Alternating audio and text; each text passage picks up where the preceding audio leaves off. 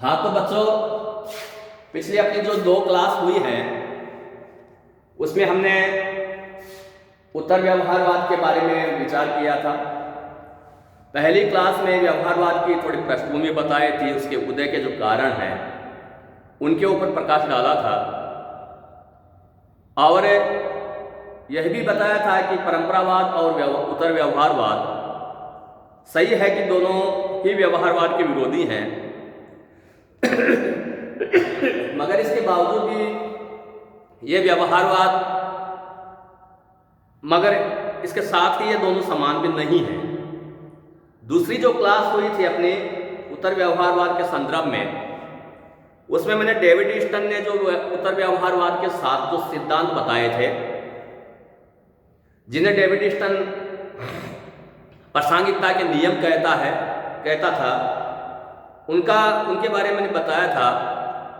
आज की जो क्लास है उसमें हम ये देखेंगे कि व्यवहारवाद बनाम उत्तर व्यवहारवाद, इनके बीच में जो तुलनात्मक जो दृष्टि है उसको देखेंगे।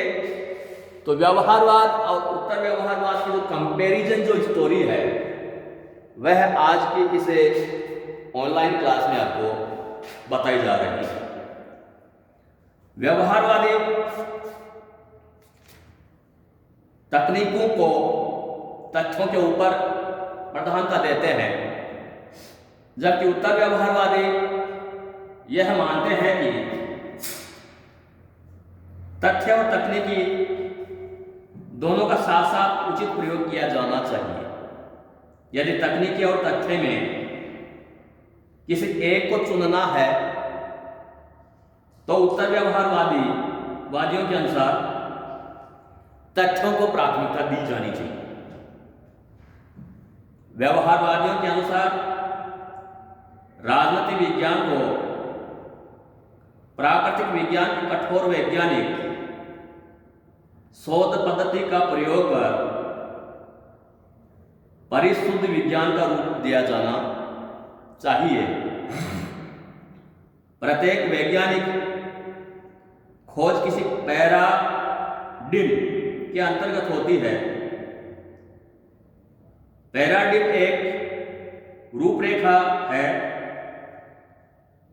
जिसकी सहायता से हम अपने शोध कार्यों का नियोजन, संगठन और अनुसंचालन करते हैं।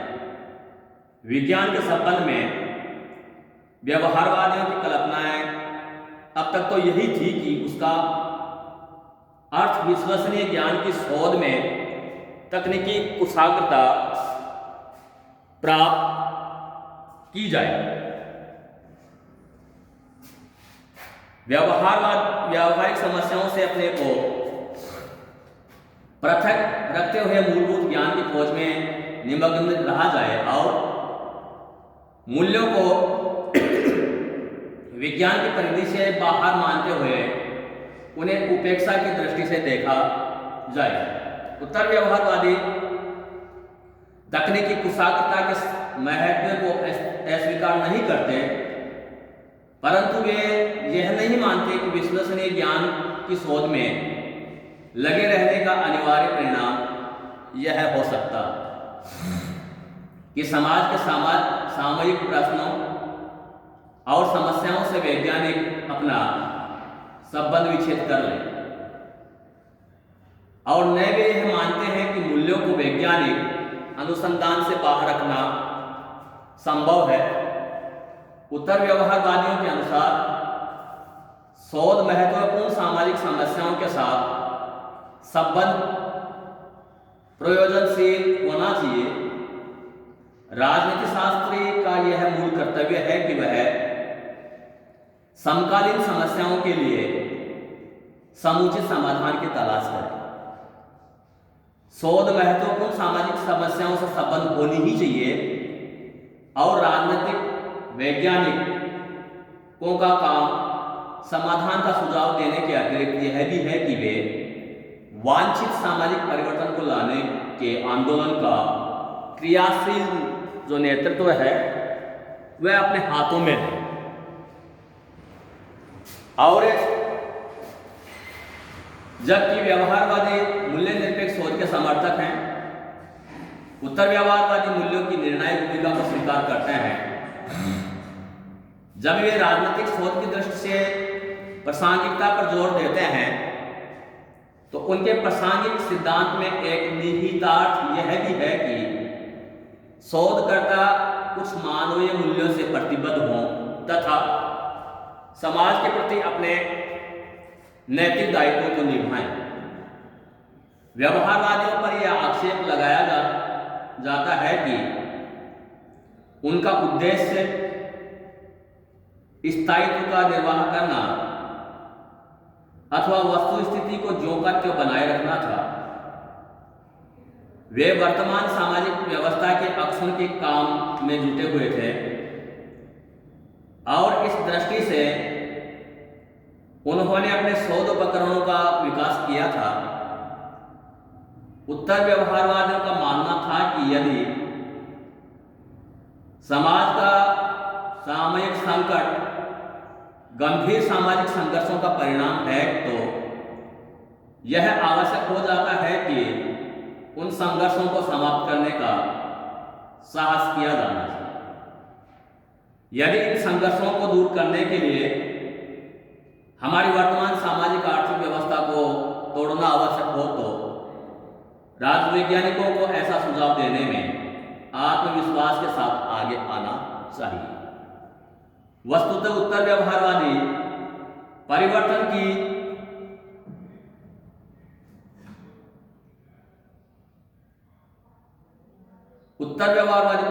अनिवार्यता को स्वीकार कर नई संभावनाओं की ओर उन्मुख होते हैं और उन पुनर्निर्माण के मार्गों की खोज करते हैं जिससे कि राजनीतिक विज्ञान का विषय अधिक व्यापक, सार्थक व सशक्त बन सके। 1970 के दशक में व्यवहारवादियों तथा उत्तर व्यवहारवादियों के बीच पारंपरिक विरोध की स्थिति समाप्त हो गई।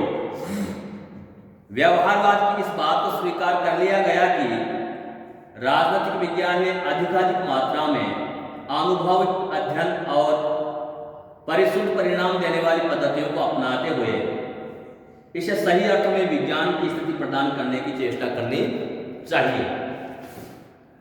लेकिन इसके साथ ही यह भी स्वीकार कर लिया गया कि राजनीति का ज्ञान वास्तविक राजनीतिक जीवन की समस्याओं और जटिलताओं से अलग रहकर नहीं किया जा सकता तथा समस्त राजनीतिक अध्ययन में मूल्यों को केंद्रीय स्थिति प्राप्त होनी चाहिए।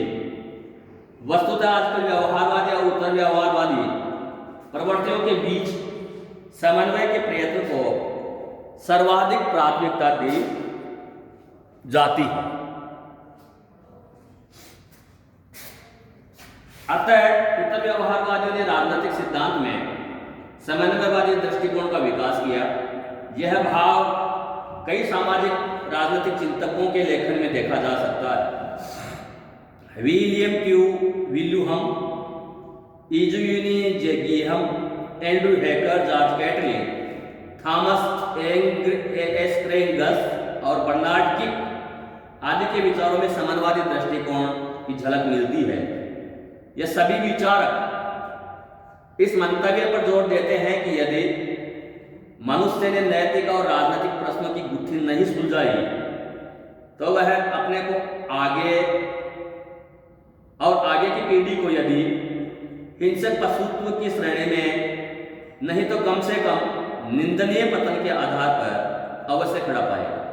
अतः मूल्यपरक चिंतन के बिना राजनीति में अनुभव आश्रितता, जिज्ञासा अंधेरे में हाथ चलाने के समान है। निष्कर्षतः यह कहा जा सकता है कि उत्तर व्यवहारवाद और व्यवहारवाद की कमियों को दूर करने का एक प्रयास है और साथ ही इसमें बुद्धिजीवियों से अपेक्षा की गई है कि वे अपने ज्ञान के माध्यम से समाज में सुधार करने का प्रयास करेंगे। उत्तर व्यवहारवादी चाहते हैं कि राजनीतिक वैज्ञानिक का अपने ज्ञान की छाप अपने युग के सामाजिक प्रश्नों और समस्याओं पर अंकित करना अनिवार्य उत्तरदायित्व है। संक्षेप में उत्तर व्यवहारवाद को व्यवहारवाद की अंत्येष्टि करने वाली क्रांति के स्थान पर व्यवहारवाद का विस्तार करने वाला आंदोलन कहना समीचीन है। आज इतना ही, धन्यवाद। कल किसी और टॉपिक के साथ आपके सामने आए।